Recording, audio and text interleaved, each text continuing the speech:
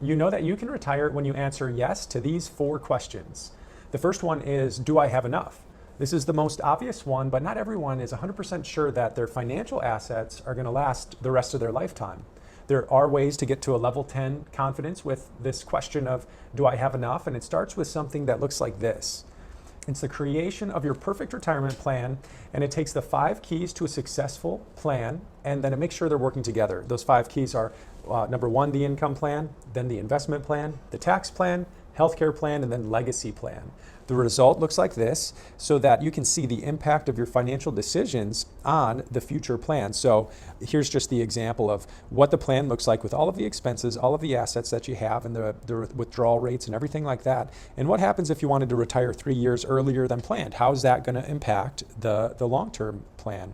And what happens if you want to buy that Florida home for the winters? Is that going to crash the plan? Well, it looks kind of bad in this scenario, but this is still a sustainable plan. And again, this is just an example scenario, but that gives you an idea of do I have enough, and how you can start planning for situations like that. So on to the second question is, have I had enough? So you may have had a successful career, but it might not provide you with that same drive that it once did.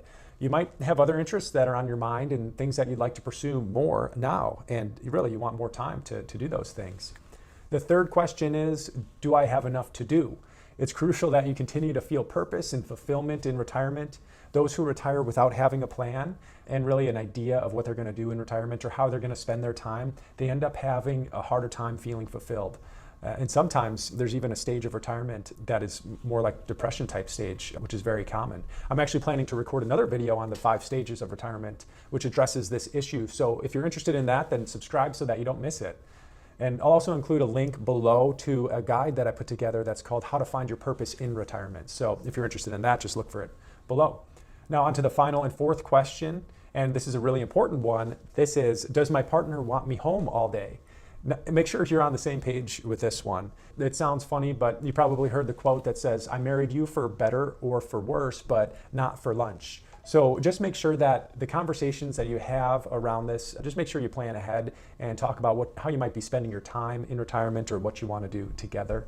If you need help with planning your retirement, then subscribe so that you don't miss the next video, or reach out to me for a free planning session. I do a couple of those every week with people who are not clients.